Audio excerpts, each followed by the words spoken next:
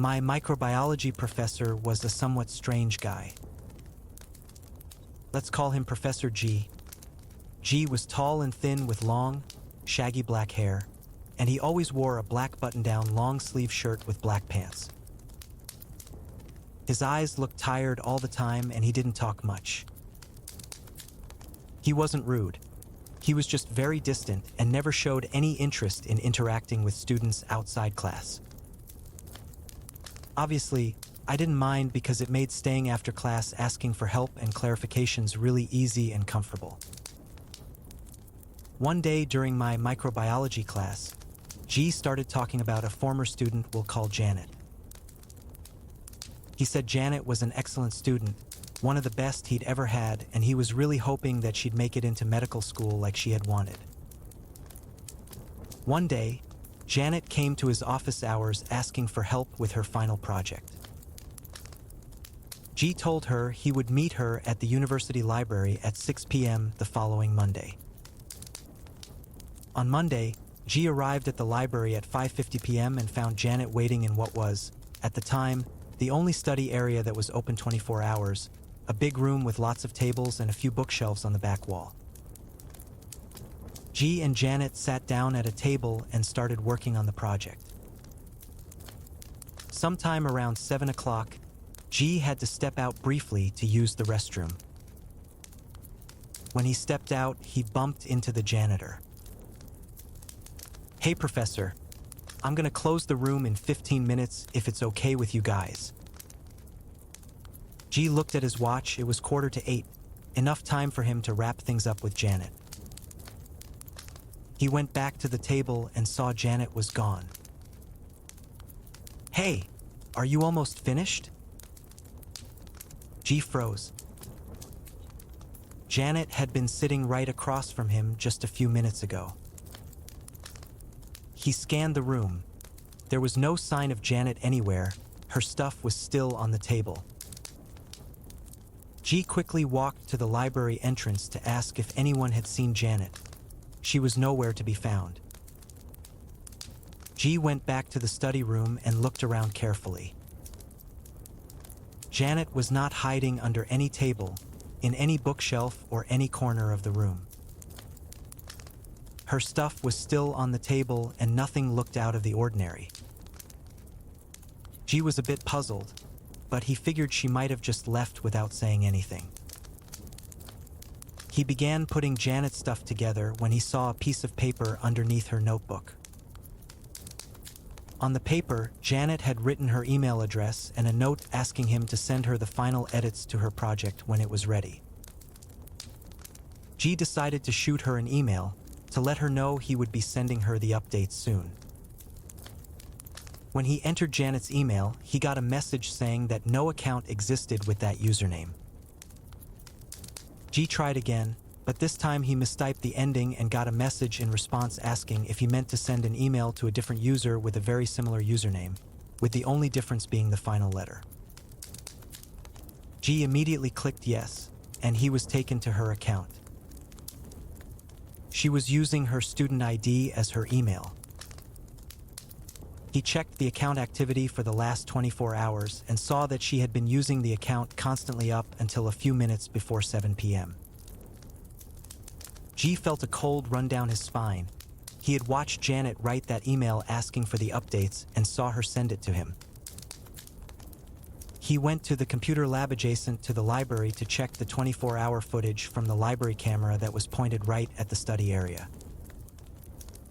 The computers were facing the table where he and Janet were working. He scrubbed through the footage and stopped where he saw himself leaving the study room at 7 p.m. Janet was sitting in the exact same spot where he had seen her when he had left. He watched as she stood up from the table, walked a bit to one side of the table, grabbed her bag, took it back to her original spot and sat down as if she hadn't moved. From then on, the footage showed Janet sitting perfectly still, unmoving, staring straight ahead for the next 2 hours. At 9 p.m., she suddenly jumped as if someone had snapped their fingers right next to her ear, and she slowly turned her head to her right. She stayed perfectly still again for the next 6 hours, until 3 a.m. when the janitor arrived to close the study room. She reacted as if she was hearing him coming and looked at him without moving her head. The janitor opened the door, stepped into the room for a few seconds, said something to her, and left the room, leaving the door open. Janet remained still for another 30 seconds, and when G saw her make a move, he realized she was getting ready to leave. He picked a few random points in time in the recording and sped up the footage to see how long it would take her to get to the door. It would have taken her around 20 seconds. G continued watching the footage at regular speed, and he saw Janet take her bag, get up from the table, and make it exactly halfway to the door in 20 seconds. She didn't reach the door. The footage showed her walk until she reached the halfway point from the table to the door. At that point, it looked like she walked into something invisible, and her whole body seemed to get compressed for a few milliseconds.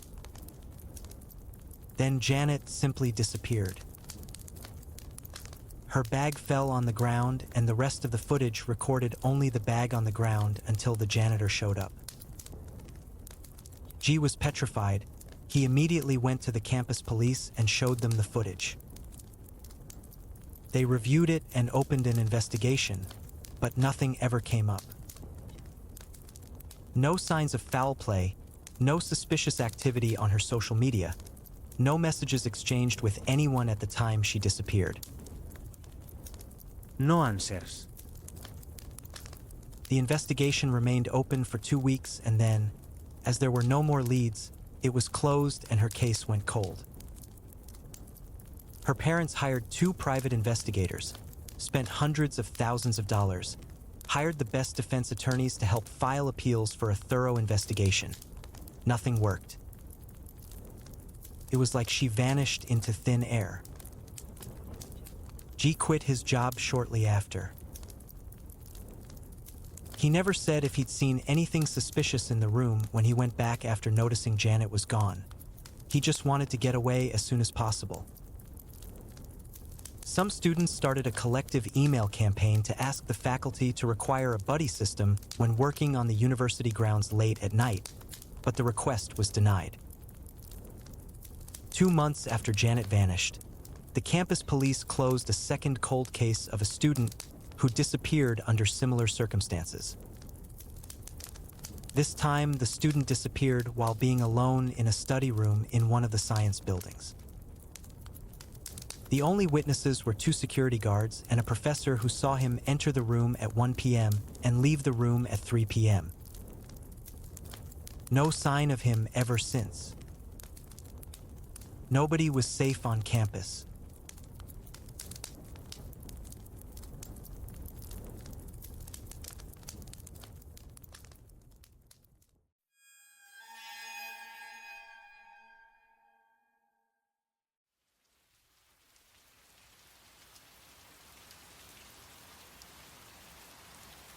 When I was around 18, my summer vacation was different from many other ones I had before. It was the only summer I had to work to help my family, so I was pretty much always busy. There wasn't a day I was not working, but on the bright side, I didn't have to wake up extremely early or return home too late. One thing that I enjoyed was how working in a grocery store made it possible for me to get in touch with so many different people, and this was helpful because in high school I was not exactly the most social butterfly and I was in no clubs or activities. Just next to the grocery store where I worked, there was an abandoned plot of land surrounded by wired fences. I never dared to ask what had been there many years ago, and I was usually too busy with work to even bother to go close to the wired fences and take a look inside. The wired fences had rusty spikes on top of them, as if they wanted to discourage every thought of trespassers. The closest building on that empty land was a low brick house with dome skylights and chimneys.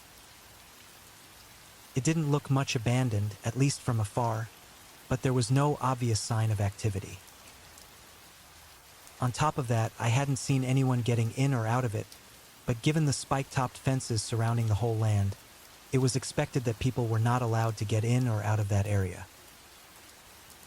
One day at work, I got asked by an elderly customer if I knew about the strange facility next door. Obviously, I didn't know much about it, so I told the lady that it seemed to be something abandoned, maybe like an old warehouse. But she told me something strange. It was an abandoned research facility.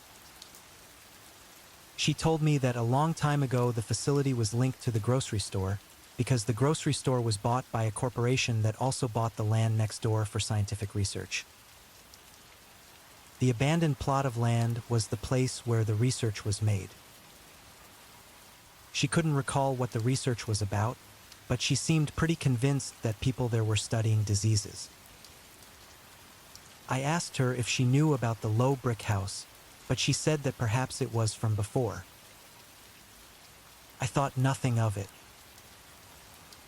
At the end of the shift, I left the grocery store with the intention of going home, but then curiosity got the better of me and I approached the wired fences. I took some wire to prevent me from getting hurt, but the wired fences were too solid. So I went looking for a lower point. At some point, I found a corner of the wired fences where the nasty spikes were absent. There was a clear indication that people passed through the hole frequently, because there were some signs of erosion in the dirt under the fences. This was enough encouragement. I put down my bicycle and passed through it. Once inside, I noticed a maze of narrow asphalt roads. I had to find out where they lead, but I hadn't got much time. On one side of the road, there was a long, warehouse-like building with a metallic door. On the other side of the road, there was a building made of cinder blocks. This building was the low brick house the old lady customer had told me about. It had some holes in its domed skylights and the windows were broken and covered in graffiti. The cinder block building had a yellowing metal door with an electronic lock. Above it, there was a sign saying, Facility C 3428. There were 3 other doors adjacent to it with no indication of where they lead to nor their use. There was also a pedestrian door next to the metallic one. It had 2 large dirty windows separated by a long metal bar. One half was completely broken, so I peeked inside. It was very dark, but with some concentration I noticed the room looked like an office. There was another room at the end of that one, and again my curiosity was too great to contain. So despite having very little time, I tried to open the door. With very little effort, it opened. I peeked in, and it was a smaller room. There was a broken metallic table, a desk with a computer, a chair, a bunch of shelves full of thick binders, and some cabinets. Suddenly, I heard the metallic door make a sound of opening, so I immediately hid inside the small room, shutting its door behind me. I could hear some footsteps getting closer and closer. I didn't know where to go or what to do. I wished I had just stayed at work and avoided doing the reckless thing. Then I heard the footsteps getting closer and closer. Suddenly, they stopped right in front of the small room. I quickly turned the lights on the ceiling. I didn't want to be thought of as someone breaking in with bad intentions. But then I realized there wasn't any switch. Instead, I turned and faced the metallic door. It had a large glass window above the doorknob, and suddenly, I met my eyes with the stranger's eyes through the window. I stepped back, as he stepped forward, and I realized his eyes were the scariest eyes I'd ever seen. They were dark, hollow, with bloodshot veins. I was paralyzed, staring at the door. In a matter of seconds, he managed to break into the room. He didn't hesitate in turning lights on. It was blinding. Then he took some steps further into the room. He looked tall and was wearing dirty blue overalls. I suddenly noticed he was holding a machete, perfectly sharp and shiny. He turned to me, and I could see there were some sort of rats on the floor, eating some food crumbs. Perhaps those were the reason for his visit. He had a look of anger in his eyes. I immediately raised my hands up, but he grabbed them and pulled me towards the pedestrian door exit. His grip was very strong. It was impossible to wiggle my hands. He dragged me to the entrance of the building and violently opened the door. The sunlight was burning my eyes. I blinked for a moment and immediately realized we were standing next to the bicycle. As he dragged me outside, he talked for the first time with a very strong foreign and weird accent. "You don't belong here. This is private property. You leave now." At some point, someone in the street must have noticed. There was a man reading a newspaper on a bench. This man turned and saw us, and he seemed to notice something was not right. I managed to scream for help, and immediately the other man came to my rescue.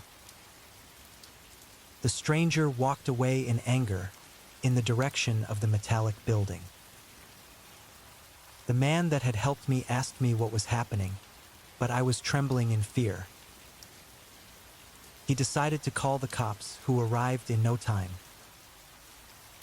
I told them what had happened as an officer was in his police car, going to confront the strange man with the machete. After the officer left, there were 2 remaining officers with me. Just as we were finishing, the officer returned. The cops had found nothing. There was no sign of forced entry and no illegal alterations of the property. The officer that had dealt with the individual told me that there was a weird man inside saying he was a janitor and that the facility belonged to a private company. The cops told him that they would be passing by every day, and if they caught him there again, they would take him in. I was never able to see the story on the news nor read anything about it on the local newspaper, but this was one of the scariest moments of my life.